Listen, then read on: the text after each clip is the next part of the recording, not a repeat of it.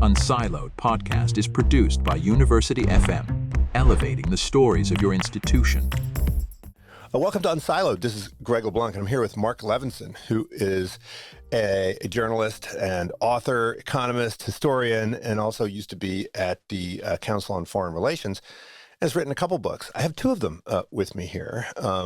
This one, the classic, it's called The Box, which I guess this is the second edition. The first edition came out in 2006, I think it was? That's correct, yes. Yeah. And then a sequel called Outside the Box, How Globalization Changed from Moving Stuff to Spreading Ideas.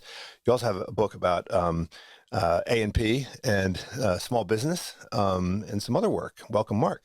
Hi, good to be with you, Greg. Thank you for inviting me.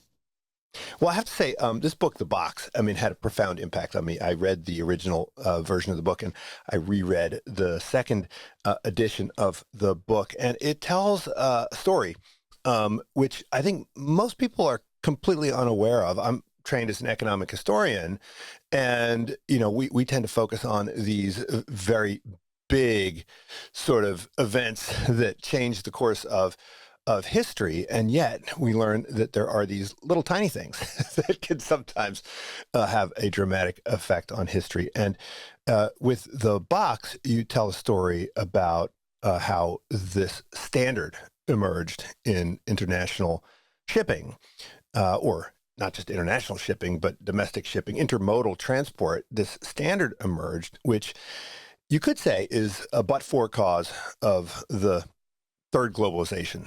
Is it the third or the fourth? I forget. It's like this globalization which happened starting in the 1960s, which, is just exponential. Some of the numbers that I saw in this latest edition about how much traffic, the sheer volume of merchandise, of containers. Even in the last 10 years, it's just been growing and growing and growing like crazy. So I guess one of the questions I have for you is, how did you stumble on this story, this amazing story, which I've incorporated into all my classes? Well, I was somewhat familiar with the industry. I had worked for a while as the editorial director of the Journal of Commerce, which was at that time a daily newspaper, which had a lot of maritime coverage, so I knew a little bit about that. But mostly I was interested because I felt that a lot of what economists had to say about international trade was really based on government action. They attributed the growth in international trade to tariff reductions that went on for many decades after World War II. And they paid no attention to factors such as transportation costs that were much tougher to quantify. Economists like to do things where they've got numbers that they can work with, that they can analyze. Well, we like to assume them away, right? That makes life easy. Well, you'd like to run a regression if you can. And if you don't have numbers to regress, well, that kind of blunts one of your instruments there. So that's how I got into this. And I had originally started working on this subject with a view to doing a biography of a man named Malcolm McLean, who was one of the early leaders of the move to containerization. That didn't work too well, and I kept my material, and a few years later just refocused the book, and it became The Box. Mm-hmm. Well, maybe we can talk a bit about how this stuff was moved before The Box, right? With these pallets, and even before pallets, they would have these sacks and crates and like all sorts of stuff, incredibly labor intensive. I think if anybody's seen the movie On the Waterfront, they have a sort of a glimpse into what this was like. Well, there are a couple of aspects of the container story that are very difficult to convey because they're so strange, they're so far away from current experience, and people don't really relate to them. One is the way that goods were transported. Back in the 1950s, and for many, many decades before that, the main way of loading goods was known as break bulk. You had break bulk ships, and what break bulk meant was that individual items, individual packages, a barrel, a cardboard carton, a bale of cotton, whatever it might be, were loaded separately, whether it was into a train car or into a ship. So each one had to be handled multiple times. Think of the case of a water pump coming out of a factory. Okay, somebody had to take it out of the factory when it was done, build a case for it, a wooden crate normally, put it onto a truck, and then somebody would have to take it off the truck and put it into a warehouse, and somebody would have to take it out of the warehouse and put it on the dock, and somebody would have to pick it up from the dock and place it on a pallet board, a piece of wood that held several such items, lower it into the hold of a ship, and somebody would have to take it off the pallet board and stow it away in the hold of the ship, and reverse each one of these steps at the other end of the voyage. So a piece of cargo being shipped internationally could easily be handled a dozen times. The process was slow. The process was very costly relative to the value of the cargo because there was so much labor involved. A lot of cargo got damaged or stolen en route. It took a long time to turn a ship around because it could take several days to load a vessel this way. So it was... And there was a lot of breakage and pilferage, there was right? a lot of breakage and pilferage. It was a system that really had not changed that much over the years. The technology was such that introducing forklifts was considered to be a great innovation. But still, you had to have dock workers individually handling each item time after time. Yeah, it doesn't seem much different. I mean, you talk in the other book, Outside the Box, you go all the way back to, like the Phoenicians and the ancient Greeks, with their triremes and their, rowboats and stuff. I mean, with their vials of olive oil and, the Portuguese and their spices. I mean, it doesn't look much different from what they were doing back in those days. Very similar to what they were doing in those days. And one of the great skills that dock workers possessed up until the 1950s was they knew how to load the ship. Okay, they were concerned about cargo shifting within the vessel as the ship was at sea. They were concerned about the ship being balanced, and they had a lot of expertise. So, here came a barrel full of molasses. They had a good idea of where this should be put in the hold. And, that's something that's done by computer these days, okay? That's just a skill that was totally devalued when the container came along, but it was a very important skill. There were massive numbers of people who worked on the docks doing this sort of thing. In New York, around 1950, there were close to 50,000 dock workers. Similarly, in London, there were tens of thousands in San Francisco. Most of these people did not have steady jobs. They did not work on the docks every day. But the way that the labor market worked was that when there was a ship in port, suddenly there was a need for a lot of labor. So there was contingent labor. There were these people who lived usually near the dock. They showed up every morning. Sometimes there was work. Sometimes there was no work on the dock, and they would go off to some other job. And that was really how the shipping system worked in the 1950s. Well, and this created a distinct culture, right, of dock workers and stevedores. I mean, they had and they also felt they were very proud of their work, but they also had a lot of power, right? Because if you could essentially intercept these boats and, refuse to unload them or, siphon off merchandise, I mean, you could really mess things up. So they had a tremendous amount of power, and these unions were incredibly powerful, right? Well, they did, but they didn't. And this is really one of the interesting things. The dock workers traditionally have been very difficult to organize in the United States and in many other countries. And there's a long history of their ability to organize unions because historically, every time the union was broken, wages on the docks would drop. There were just a lot of people available to do hard physical labor, and the employers would cut wages every chance they had. And so the unions were really very important in improving the living standards for dock workers. But the ships themselves that were used in the 1950s were really, these were leftovers from World War II, okay? The ship lines generally hadn't paid much money for them. And so when there wasn't a demand for the ship, maybe it just sat at the dock. You had a a lot of vessels that had regular routes called liners, but you also had a lot of vessels that just sailed around looking for cargo. Uh, they would go here. They heard that, oh, we have an order. We need to ship this out of Baltimore. Let's get a ship over there. And so that kind of unpredictable enterprise was part of the shipping industry also. Well, the other thing that really struck me was the extent to which this industry was regulated. I mean, I think we kind of forget, people who have, been around since the 1980s.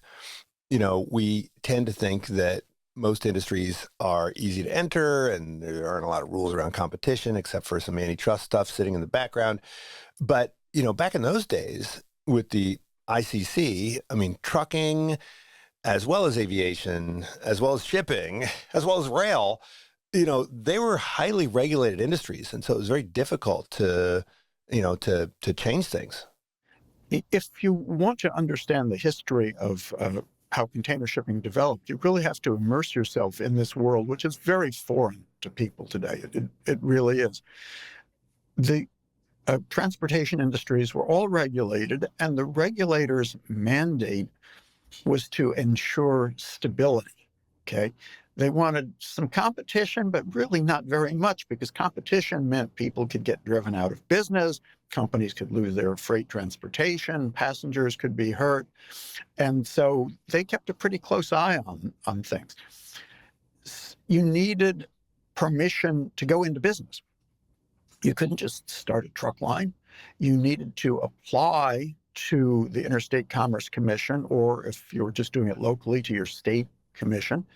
And you needed to show that the public convenience and necessity, those were the words, required your service.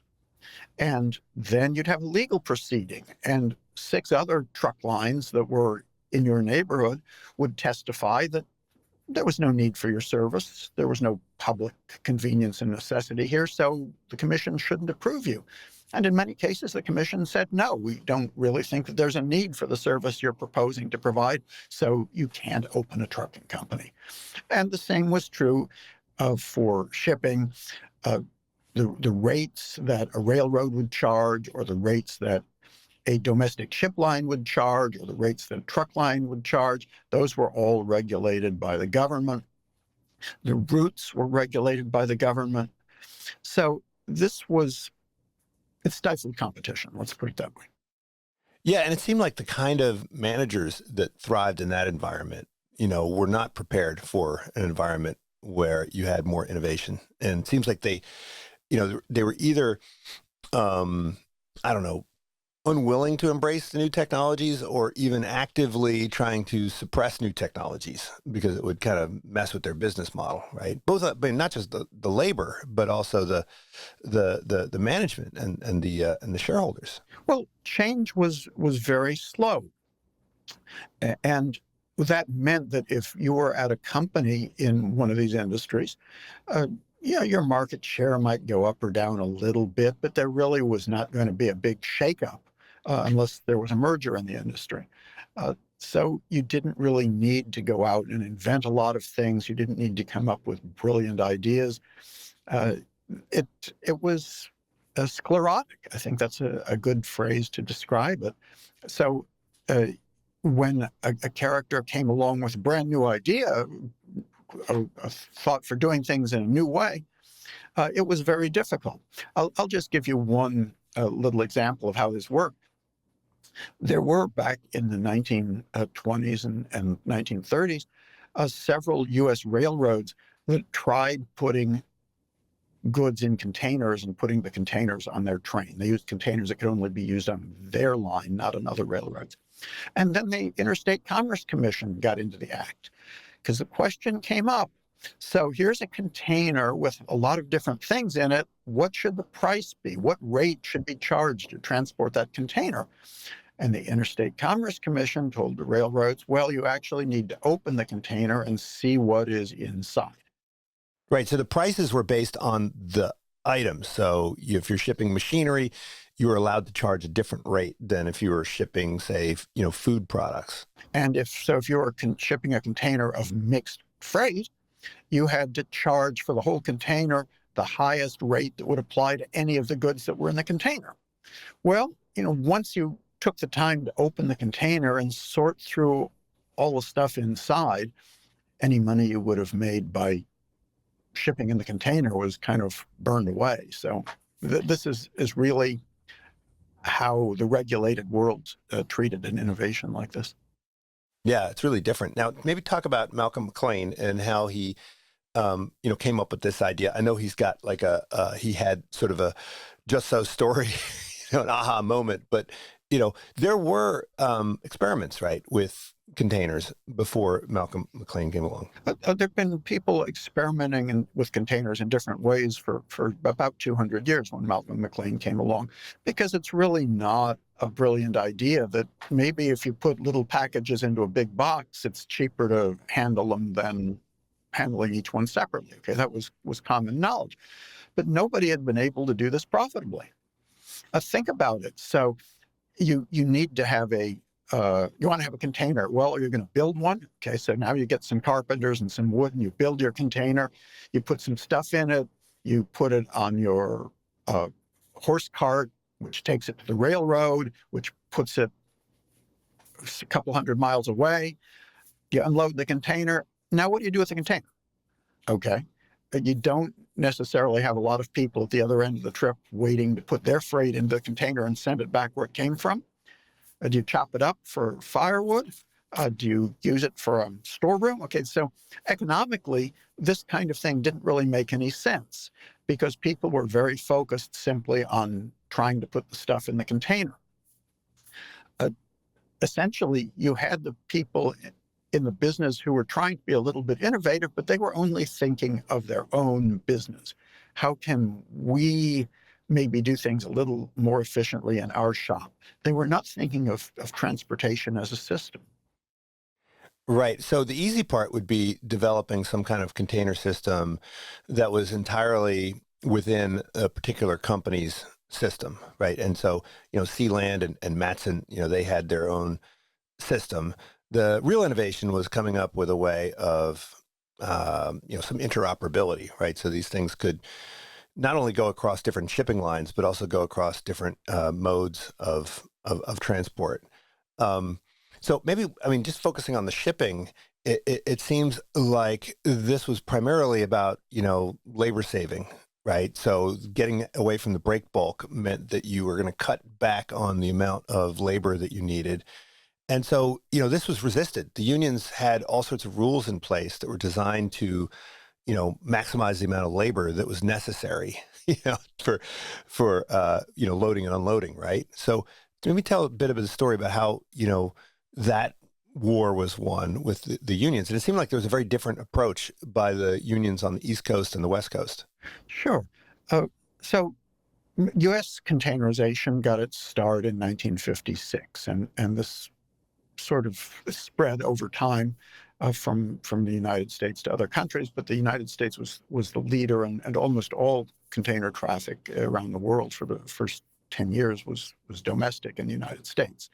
The first container ship run by Malcolm McLean went from Newark, New Jersey to Houston, Texas. So this was not anything like what we see today in terms of international container traffic. The volumes were quite small, but it was evident that as this idea developed, it could kill a lot of jobs on the docks. And so the dock workers' unions were very, very concerned about this. At the same time, they understood that there was some competition, okay? They wanted freight to move on ships rather than on railroads, right? So you need to be able to offer something. So it's not like the unions had full power here, but they were very hesitant. They were very concerned about the loss of jobs on the docks. And so there were negotiations about this, first on the Pacific coast, and then subsequently on the Gulf and Atlantic coast. If you can increase the pie, there should be enough to kind of pay off, whoever's harmed by the change, right? Well, there were really two different attitudes toward this. Okay, the union on the West Coast, which is now the International Longshore and Warehouse Union, was not necessarily opposed to technology. They'd adopted it before, but they were very concerned about the people who worked at the docks, and they wanted to make sure that if anyone was harmed by this technology, they would be compensated. They would get their pension. They would have some chance to stay in the industry or not.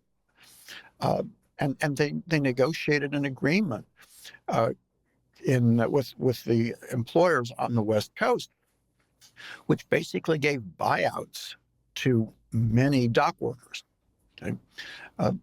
The idea was that you deserve something because you're going to lose your job, but now you're done from the industry. You're not going to be a longshore worker anymore. And so it was pretty definitive. The longshore union on the East Coast took a very different approach to that. They wanted to preserve the jobs. And so they set up a system that basically guaranteed the income of each dock worker. The guaranteed annual income required that the dock worker show up at the hiring hall every morning, wait to see if his number was called, and then work if a job was available. And if not, the dock worker could go home. But these people were still in the union. They still consider themselves dock workers. And what happened was that some of these people were receiving guaranteed annual income for 40 years. I mean, the labor was somewhat frozen in place here. So these were very, very different approaches by the unions. And the story, though, gets a little complicated in a couple of ways. One is that the decline in employment was not universal. Okay, there were the hotbed of opposition on the West Coast to the mechanization and modernization agreement was Los Angeles and Long Beach. Those guys didn't want a union. I didn't want this agreement. They wanted to protect their jobs. They lost. The agreement was signed. Back then, Los Angeles and Long Beach were small ports. No one could foresee that they would actually add a lot of jobs as these grew to be the largest ports in the United States. Meanwhile, the dock workers in San Francisco, they liked this idea. San Francisco declined very quickly as a port. So the impact was really quite unpredictable. It depended on really where you lived and where you worked. Yeah, so San Francisco and New York were once really, really big and important ports, right? And they both sort of disappeared and were replaced by Oakland and Newark, right? I mean, it kind of didn't make sense in the first place, right? Like, if you think about it, I mean, New York really only seemed to exist as a port because there were subsidies, right? The government required the shipping rates to New York to be the same as those to Newark, right? And so that led to a big explosion in manufacturing in Brooklyn. There's a lot of manufacturing in San Francisco, and all of that manufacturing more or less disappeared once those ports shifted, right, to Oakland and Newark. Well, yeah, New York had been a port ever since the Erie Canal was built in the early 1800s. And the shoreline of New York was just lined with what are called finger piers, which are basically piers that stick out into the water. There were hundreds of them.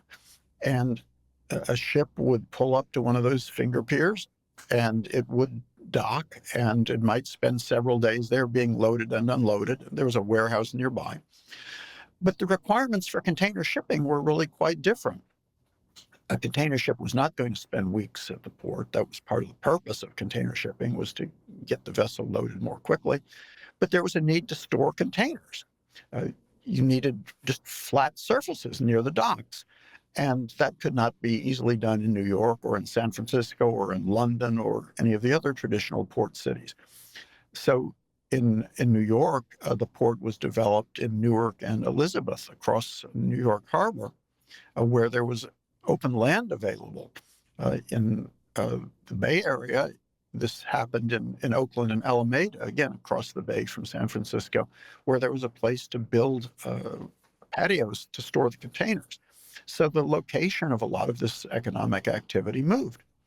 And as you say, as containerized transportation, intermodal transportation, we call it, came into use, then it became less important for factories to be near the waterfront. They could put their factory in Pennsylvania and truck it to New York, Newark for the port. They didn't need their factory to be right next to the docks. And so that permitted a big change in economic geography.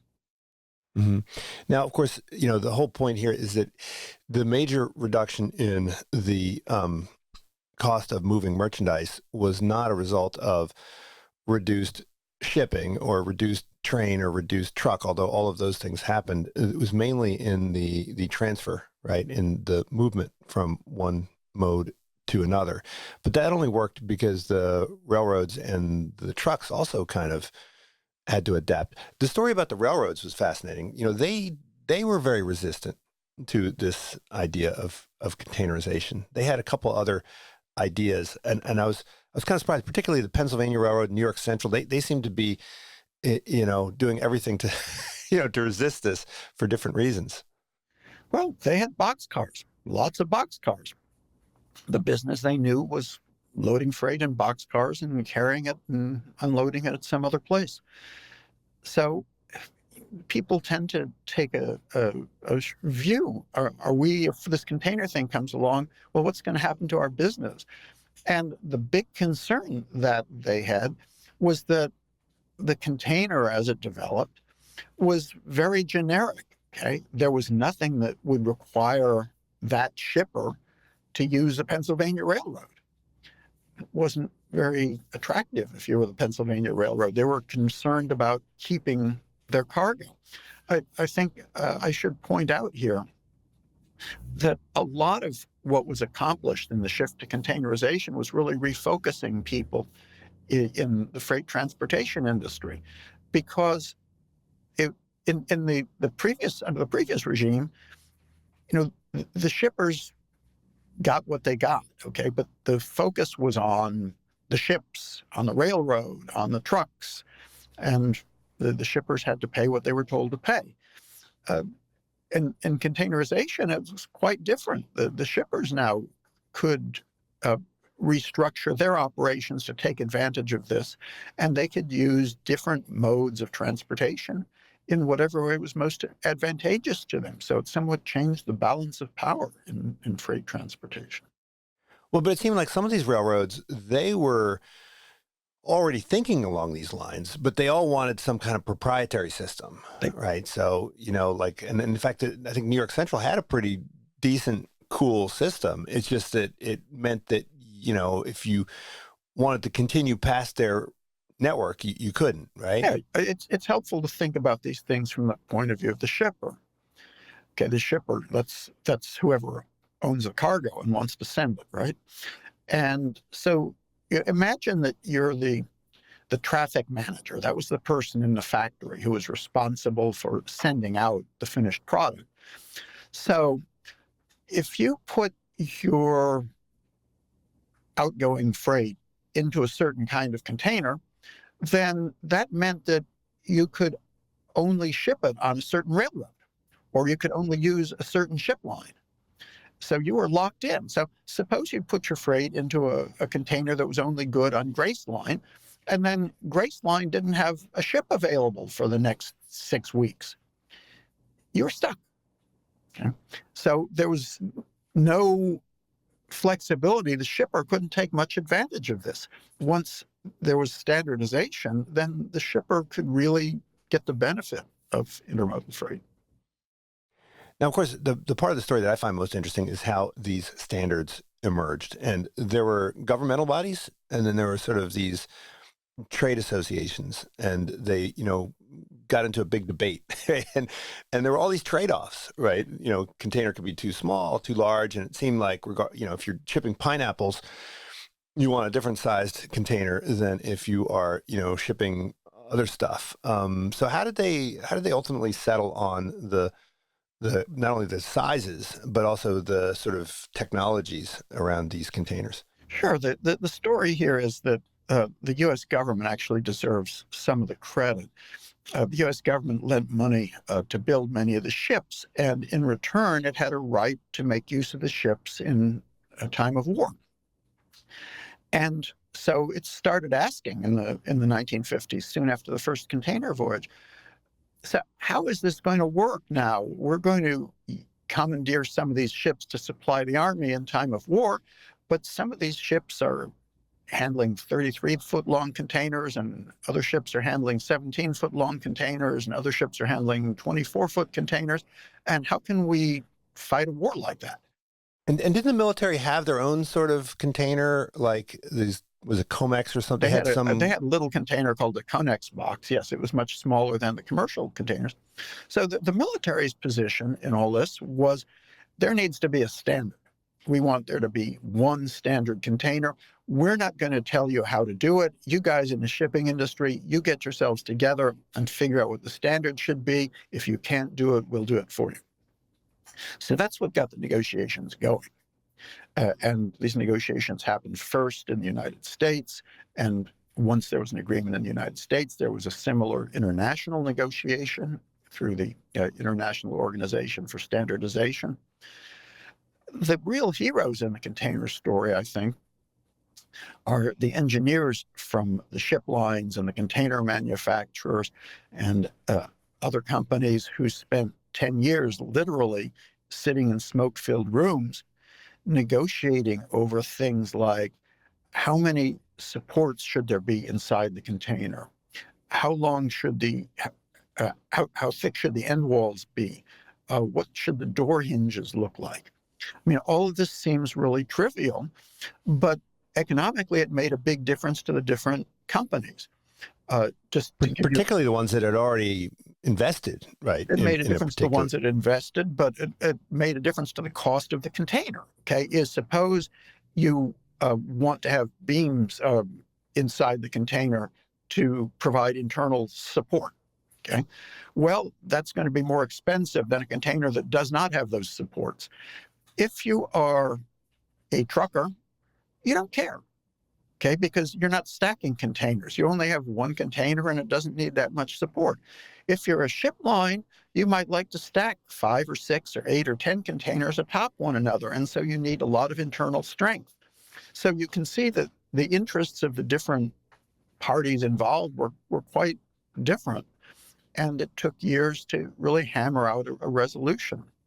The resolution was the kind of container that we see on the roads now every day. It's basically 40 feet long and 8.5 feet tall, and has a certain fitting at each corner, which means it can be lifted by a crane just about anywhere in the world. That's the standard container.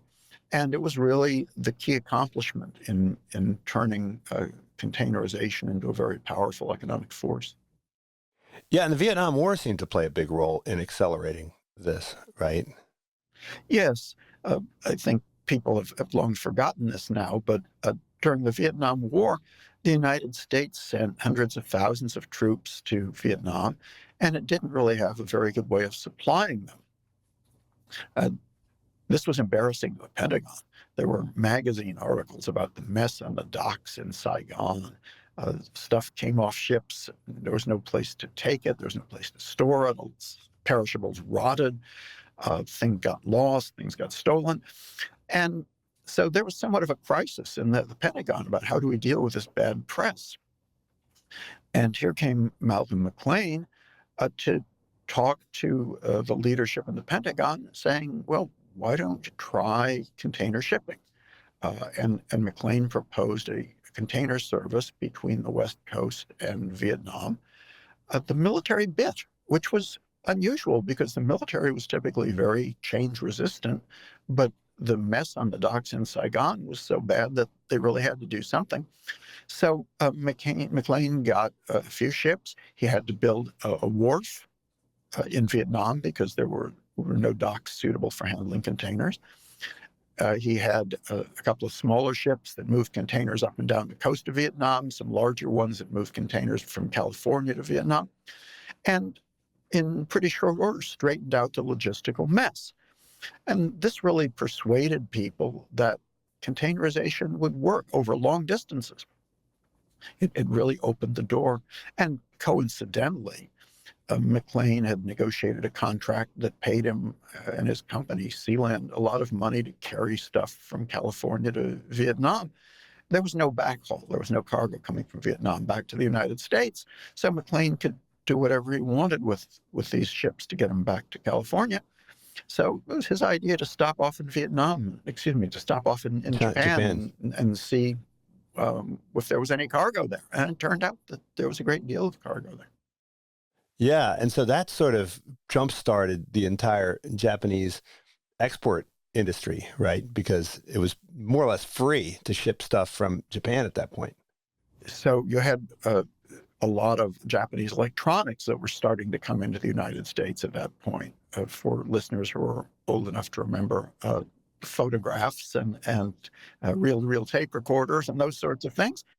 Turntables. Huge demand for those. And so McLean sent his ships from Vietnam to Japan to pick up these loads to bring them back to Oakland and Los Angeles. And this really proved that container shipping could actually increase international trade, generate trade that had not really existed previously. Yeah, this military story is particularly fascinating for me. My grandfather was in the Navy in World War I, and he was responsible for offloading merchandise and troops in Brest in France, right? And that's without that, World War I would have turned out very differently, right? If you can't get the troops in, and if you can't get the supplies in, then you're gonna have a difficult time fighting the war. Now, of course, China. I mean, we see the same thing now, where the shipments across the Pacific are mostly in the easterly direction, right? And so we've got containers coming over from China, and they're going back more or less empty because treasury bills don't take up any space, right? And and they don't want our garbage anymore. We used to ship them the newspapers and bottles and stuff, right? Well, this is one of the problems that the container shipping industry faces around the world. The U.S.-China case is perhaps extreme, but there are not many cases in which two countries have no trade deficit, no trade surplus. They each import and export the same quantity of stuff. So you Well, I always think have Trump's goal is to, make them equal, right? you always have this problem with too many containers going one way or too many containers going the other way. And then within the United States, there's just an ongoing issue of are the containers getting to where they need to be within a large country?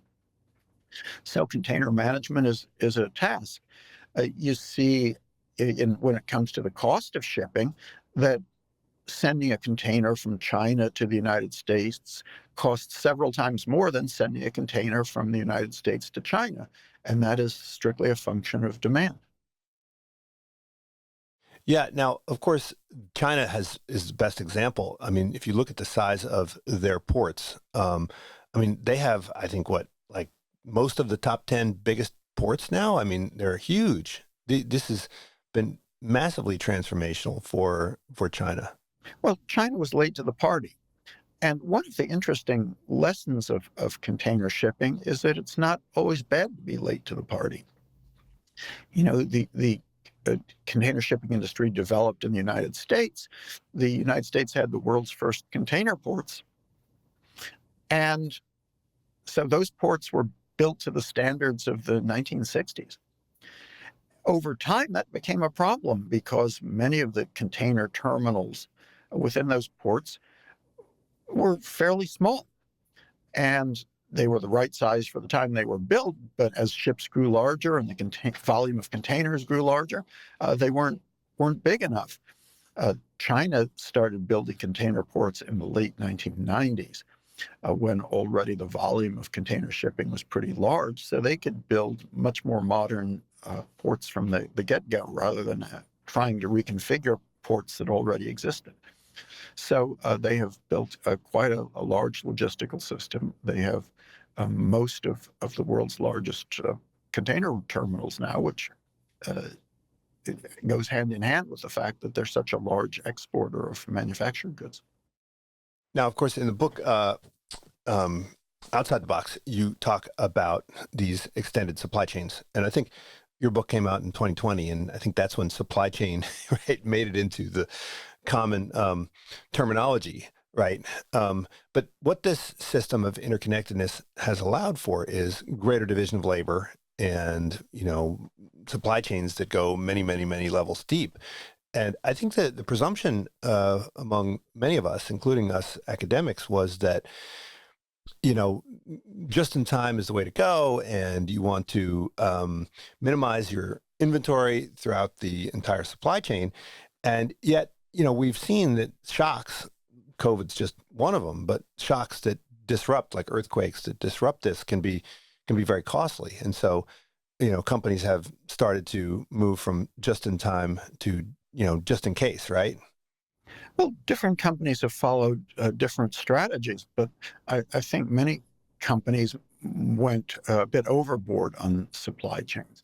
You know, there was a time in the late 90s, the very early 2000s, when the bean counters kind of took charge of this and said, look, we're paying X to make this in the United States. We could make it in China for a tenth the cost. Send it to China. And so a lot of production shifted that way. Many companies built rather complicated supply chains, which container shipping made possible, so they could make this component here and send it somewhere else so that component could be incorporated into a larger component. And there would be many links in the supply chain before the finished product finally got to the market. And the presumption here was that all that mattered was transportation cost, which was low, and production cost, which was low because they were operating in low-wage countries. They didn't adjust those cost figures for the possibility that maybe the stuff doesn't arrive. Maybe there's some kind of snafu, whether it's a fire, whether it's an earthquake, whether it's a dock worker strike. All kinds of things can happen en route, and you have to account for them when you're trying to decide what the potential risk really would be.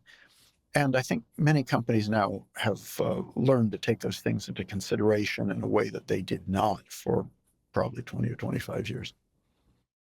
Now, I think a lot of people probably overestimate the cost of shipping. There was a time when shipping was, moving merchandise represented a significant percentage of the value of stuff being moved around. But now it's relatively small. I know a lot of people are concerned about, food miles, and you have a whole chapter in the book on food miles. And so I know a lot of people here in the Bay Area who are like, I only want to eat stuff that was grown within 90 miles, right? Or something like that. And so they avoid, New Zealand lamb and so forth. And I think what they fail to appreciate is that actually shipping New Zealand lamb from New Zealand to San Francisco probably uses, has a lower carbon footprint than, lamb that is grown up in Sonoma because of the technology of farming, right? Well, it may. Do you think If your lambs in Sonoma need to stay in some kind of heated enclosure, then you've got a lot of emissions related to that heat. So it very much depends on the specific situation. I think that the general bias that if it's local, it's going to have lower emissions than if it's from far away is just not right. I think you need to look very closely at the specific situation. right, but the idea is that if we are concerned about having things come from far away, the biggest problem is not the transportation. The biggest problem is the potential unreliability, right? The more transfers you have and the more parties involved in the transaction, the higher the likelihood that there's going to be some kind of interruption, right? Or some, Right. if something goes And the wrong. possibility that one interruption in a place you've never heard of could shut down your whole business. Okay, this is something that has been fascinating to see. Uh, you've got in industries like auto manufacturing, aircraft manufacturing, similarly complicated industries, you've got several levels of suppliers. And typically the manufacturers know who their top tier suppliers are and maybe the next level, but they don't know who the people are who make the nuts and bolts, maybe 5 levels down. And yet, if there's a problem in one of those factories, it may make it impossible to actually get your goods completed. So I think companies have really devoted a lot more effort in the past couple of years to understanding how their supply chains work and looking for the vulnerabilities. There are a couple of basic choices that they've got. One is that they can just keep more inventory, keep more stuff in the warehouse here in the States. Well, that's costly. First, you have to pay for it, and then you have to pay to store it, and it may go out of date depending upon what business you're in. But that's one way of reducing this risk. Another way is that you can have multiple pathways. So, for example, you could have 2 different factories in 2 different countries that produce the same part. So if one of them is crippled by an earthquake, the other can continue to operate. This has affected the transportation system too. It's not very many years ago when a ship line would go to a company and say, we want to handle all your cargo and we'll give you the best rate. Rates are negotiated. And the company said, sure, because if it gave all its cargo to one ship line, it could negotiate a low rate. Now, companies aren't so eager to do that anymore. Maybe they'll split the cargo between a couple of ship lines. They won't send it all through the same port. They'll send some of it to the West Coast and some of it to through the Panama Canal to the East Coast. All of those are techniques that firms can use to reduce their risk, but they all have costs involved. Now, look, I mean, this move towards globalization in the most recent decades, I mean, it has had all of these consequences. And I think one of the points that you made in both books is that most of these consequences were not anticipated. They weren't anticipated by the participants, and they weren't anticipated by the policymakers. What does that say about our understanding of how trade works and how the economy works? I mean, why is it that we failed to see how these small changes can have these tremendous impacts?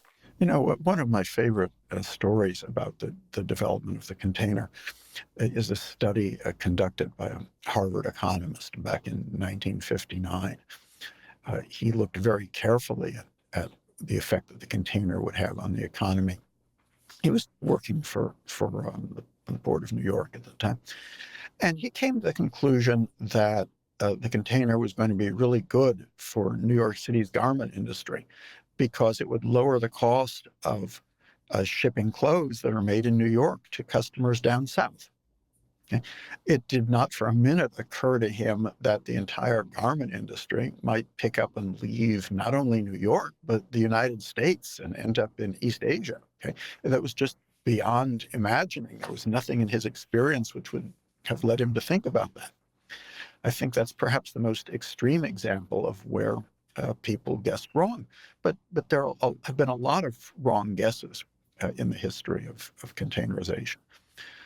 One of them actually is in the labor area. We talked earlier about workers losing their jobs.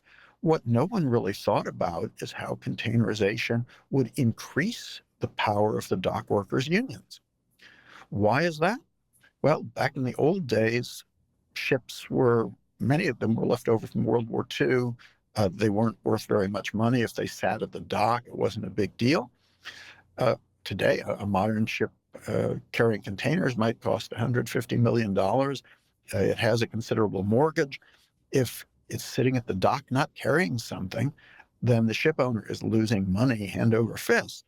So now the union can say, if we go on strike, your ships are sitting, you face big losses, let's bargain.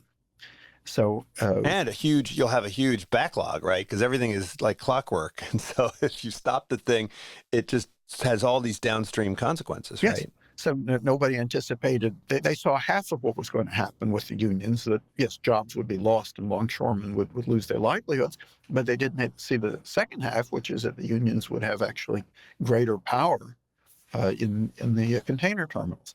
So there have been a lot of unexpected things that happened over the course of containerization, which is now about 70 years old. Well, in the book Outside the Box, you talk about how, there are all these forces that are pushing back against globalization. I mean, part of it is just prudence and, managing business risk. But there's also this more popular pushback. And I think the book was written during the first Trump administration. And now in this current administration, it seems like Trump, not just Trump, other leaders are tapping into this anxiety around globalization. I mean, do you think this is just sort of a Luddite hiccup in the inevitable march towards greater global integration, or do you think that this does represent sort of a slowdown in these trends? I don't think the march toward greater global integration is inevitable. And long before Trump's presidency, I think we saw signs that there was more hesitancy about this. One way is to look at the data on foreign direct investment. Okay, this is how much people in one country invest in businesses in another country.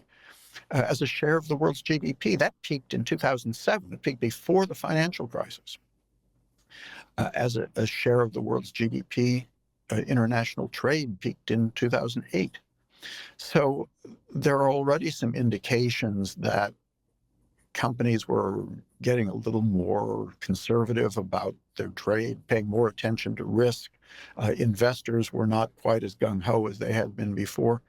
So I think these things are not necessarily linear. There's no reason to think that globalization is going to continue on an upward trend line year after year. But that said, I mean, I think most of the growth in trade now that's happening is not in physical merchandise, right? But in services and in software. I mean, in my class, I like to make the point that, TCP/IP and, APIs, I mean, these are the modern containers that allow for the movement of, a SaaS and intellectual property and services to move seamlessly across borders. And the internet is basically our form of shipping now. Well, one of the challenges I think that we face in understanding this is that a lot of services can't really be measured. The value of international trade, of exports and imports, is really based on transactions. Okay, one party is selling something to another party, and there is a price for that transaction. But what happens when, okay, you're looking at something on the internet? You're not paying any money to do that. You're just sitting at your computer. You don't know that the server that's offering you that page on the internet is actually based in a different country. That's an international exchange. There's not a transaction. This is not recorded as international trade, but it is. It's quite common now within large companies to have research operations in several countries. The researchers talk to one another all the time. They send each other emails all the time. And those ideas have economic benefit, but they do not have value that can be captured by national statistics. So we're having a much harder time keeping track of what is going on. Economists really love the agriculture sector. And one reason is that you can count the potatoes. You know exactly what is being traded. And when you get into ideas, when you get into intangible things, it's really hard to measure and to know. Yeah, I mean, when I buy an iPhone, I mean, how much of that is attributable to the hardware? How much to the software? If I'm sitting in France and I'm run a Google search and I see a paid ad from a French merchant, the French merchant is paying Google, but they're paying Google Ireland. And so, where the money, going from France to Ireland to pay for an ad in France, but of course, Google owns all the money back in California. I mean, economists must have a difficult time figuring all this stuff out. I had a conversation on this subject with an economist at a leading auto company. And the question I asked was, your company has research organizations in several different countries. How do you determine where the value was added? Where was the intellectual property created that goes into your car? And the answer was, well, that's determined based on where the car sells. Okay. If 10% of this car's sales are in Brazil, then we assume that 10% of the research value in this car was done in Brazil. Okay. There's no basis It's like, for oops. that. Yeah. Right. But they're doing sort of the best they can to figure this kind of stuff out. Well, I think what most ordinary people were surprised by with the Trump tariffs was that, everyone thinks if you're buying a car that is, quote, made in America, that it's actually, made in America, right? And then they find out that actually most of the components and inputs and ingredients are coming from abroad, right? And it's maybe not made so much in America. Well, there are thousands upon thousands of components in a car, and they're going to be coming from many different places. The engineering work on the car is going to be done in many different places. And again, that's very hard to value because remember, there's a whole separate line of engineering work related to the brakes than related to the car stereo. Okay, they may be done in totally different places. And nobody can really figure out where the value is being added here in that sense. What is actually being traded? All we know about this trade is when the physical products cross borders. Mm-hmm. Well, Marc, thanks so much for joining me. These books are fantastic. The box is a classic story. I think this will stay in print for at least 100 years. And also this one, Outside the Box, check it out. Thanks so much. Greg, thank you very much for having me. It's been great to talk to you. Unsiloed podcast is produced by University FM, elevating the stories of your institution.